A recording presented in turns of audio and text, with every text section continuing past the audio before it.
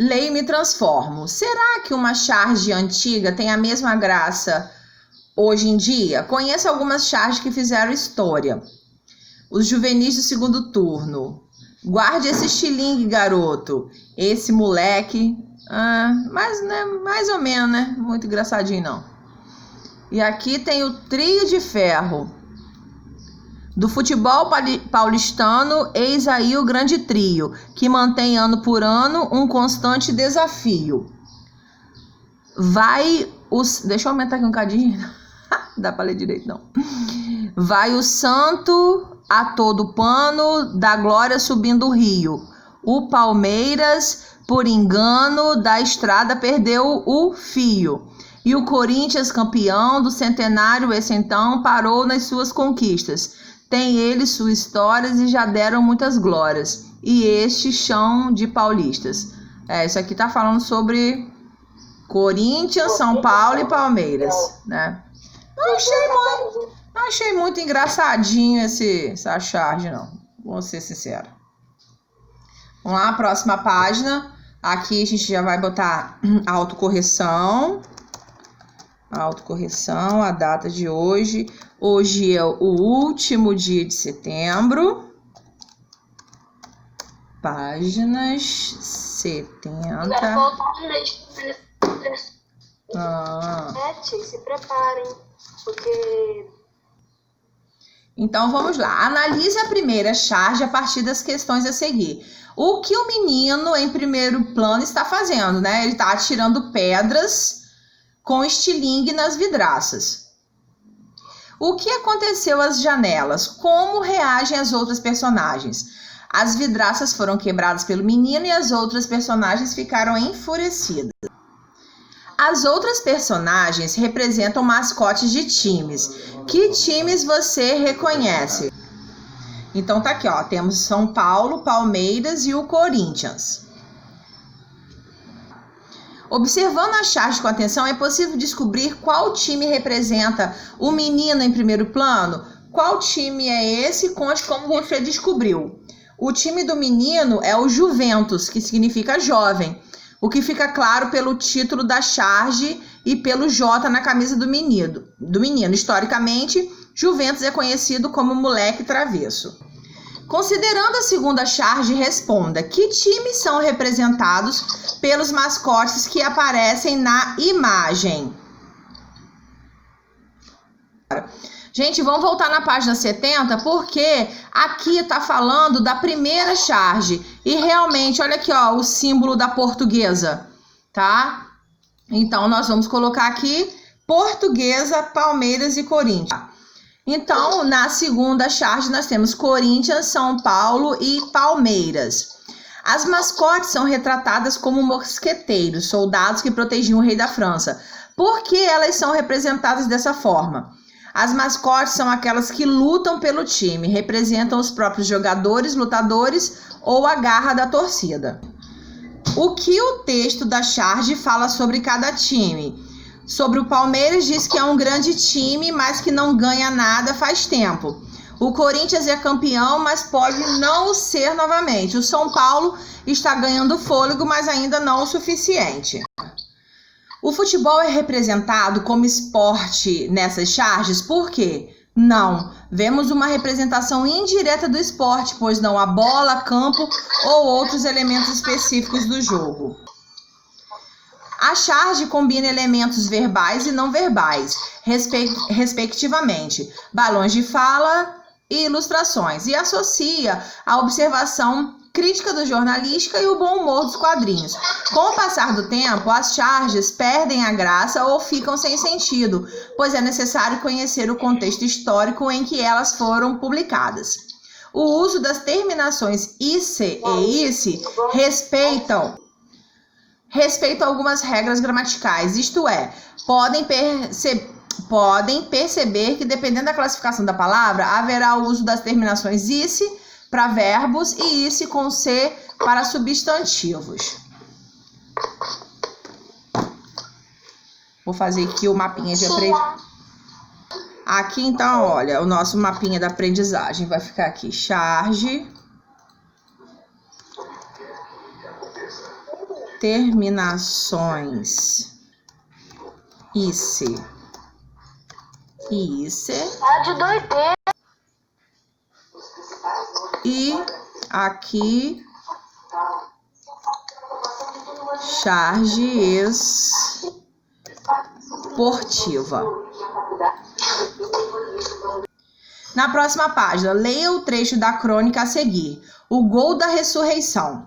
Se por milagre dos deuses o velho Neném Prancha tivesse nascido à terra brasileira, nos últimos dias deste ano penoso, certamente que o inefável filósofo do futebol estaria hoje tornando os céus para lá de contente. Ele teria visto o galante Raí empolgar a multidão do estádio com o esplendor de seu futebol. Raí pintou um arco-íris no horizonte do Morumbi. Neném Prancha teria visto ainda o Maracanã todo prosa, olhos fitos nos cabelos brancos de Júnior, que à beira dos 40 anos anda jogando futebol de príncipe, com que sonham todas as bolas deste mundo. Cada fio de cabelo branco é um passe certo que Júnior deu é um passe certo que Júnior deu na vida. Selecione um trecho em que o narrador conta parte de uma história e outro que ele dá opiniões. Então, a gente pode botar isso aqui, na primeira linha, vocês não precisam colocar contando história, não. A gente escrevendo respectivamente, um em cada linha, a gente já vai saber que um vai ser contando e outro dando opiniões. Então, tá aqui. O contando, ele teria visto o galante Raí empolgar a multidão do estádio. Não esqueçam das aspas e da reticência entre colchetes, ok? E aqui, na outra linha, com o esplendor de um futebol, dando a opinião dele. Na letra B, as opiniões e a narrativa estão separadas ou se misturam nessa crônica. Elas se misturam no texto do narrador. A crônica é narrada em primeira ou em terceira pessoa. Aqui a gente está vendo que ela foi narrada. Aí a gente vai botar, em terceira pessoa. Podemos separar no texto o cronista e o narrador? Não, não podemos. Aí a gente só vai completar aqui, não, vírgula, pois nesses casos eles se confundem. Na segunda questão, analise o uso da pontuação no texto e responda. A expressão por milagre dos deuses está separada do restante da oração por qual sinal de pontuação? Pela vírgula. Vou colocar aí, pela vírgula. B. De que maneira esse sinal é usado nesse caso? Há uma vírgula antes e outra depois do trecho destacado. Poderíamos substituir esses sinais de pontuação por parênteses, por quê? Nesse caso, poderíamos substituir as vírgulas por parênteses, que dão ideia de pausa no texto para acréscimo de alguma informação. Reescreva a primeira linha do texto utilizando parênteses para separá-la. Então, vai ficar assim, se, entre parênteses, por um milagre dos deuses, o velho Neném Prancha tivesse nascido à terra brasileira, reticências. Na próxima questão está assim, marque o sentido das flexões do verbo aproximar. Vamos lá. A bola aproxima da bocha para marcar o ponto. Esse aproxima, ele é ordem, ele é possibilidade ou ele é fato? Fato. Isso aí, fato. Não precisa escrever não, a gente só está treinando, tá? Aproxime a bola da bocha para marcar o ponto. Ele vai ser o quê? Possibilidade, ordem ou fato? Ordem. Isso, ordem. Eu falei olfato, ficou igual olfato de cheirar, né? E aqui, se a bola aproximasse da bocha, marcaria ponto. Fato, ordem ou possibilidade? Possibilidade. Então, de acordo com as informações que vocês me deram, vamos ver qual é a opção que a gente vai marcar. É essa aqui, Fato, ordem e possibilidade. É só marcar um xizinho. Não precisava copiar esses aqui não, tá? Aqui a gente só fez para treinar. Você tá Agora, brasileiro? sim. Analise a frase a seguir e responda. Se ele me visse agora, a palavra em destaque é um substantivo ou um verbo? Já sabemos que ele é um verbo.